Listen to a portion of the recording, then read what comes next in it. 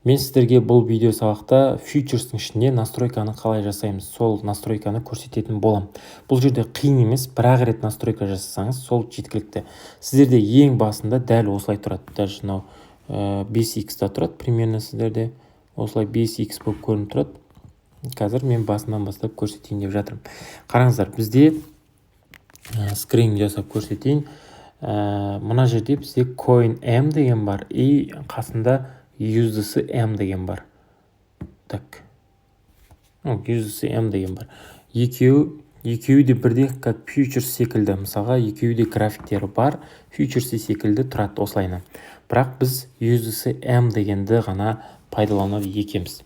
Енді қараңыздар, бізде валютный пара, одан кейін астындағысы, мынаны біз валютный пара дейміз. Яғни биткоин, USDT деп тұр, иә. Осының үстінен басамыз. Осының үстінен басқан кезде бұл жерде бізге өзімізге керегі бар. Міне, биткоин деп, BTC деп жазсақ болады. BTC. Осы жерде жазған кезде, мына жерде қарасаңыздар, 3 түрлі график шықты. Міне, биткоин USDT 5 сыр 69119 деп тұр графигі. Одан кейінгі график тұр, который биткоин USD ежкварт 0628 деген. Одан кейінгі график тұр, биткоин USDT ежкварт 0927 деген график. Хотя бы үшеуі де бір биткоин USDT, иә, үшеуі де бір-біріне ұқсап қалған. Бірақ біз бұл үшеуінің біреуін ғана қолданамыз. Біз биткоин USDT бессрочный дегенді, яғни 5 сыр дегенді ғана қолданамыз. Осыны басамыз, 5 сыр дегенді. Бізде 5 сырда тұр, 5 сыр дегенді басамыз, осылай 5 сыр болып шығып тұру керек. Одан кейін бізде кросс деген үстін басамыз да изолированияға ауыстырмақшы боламыз.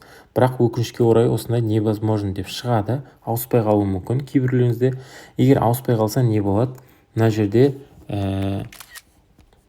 кросс дегеннің жанында, міне, мына жерде M деген жазу тұр, иә? M деген жазу тұр. Осы M деген жазуды басамыз. M деген жазудың үстінен басамыз. Осы жерде бізде режим мультиактива дегенде тұр. Қарасаңыздар, міне, осыда тұр.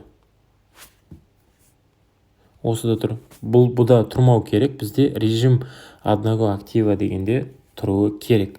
Осыған ауыстырамыз бізде. Так, үстінен басамыз M деген. Үстінен басамыз. Сол кезде біз M деген әрпіміз P-ға ауысты. Енді біз кросс дегеннің үстін басамыз. Кросс деген үстін басамыз. Астында изолированный деген кнопка тұр. Яғни бар. Енді бізде изолированныйға ауысты. Біздің есеп бойынша 320x қолданамыз. Плечо. Яғни плечо деген сөз. Осына 5x деген плечо. Осыны біз 20-ға қолданады екеміз. Үстінен басамыз. 20 деп жазамыз. Ровно 20. Все, 20 деп қойғаннан кейін подтвердить дей саласыз, болмаса мына жерге жазсаңыз болады. Қолыңыз икемі кемесе. Подтвердить. Подтвердить дегеннен кейін бізде осымен настройка бітеді, достар. Енді мына жақта уже рыночныйға қойып, спокойно аша бересіздер. Енді алдыңғы видеода айтып кеттім сіздерге, $100 егер сіздерде $100 болса, онда $50 істесеңіздер болады деп.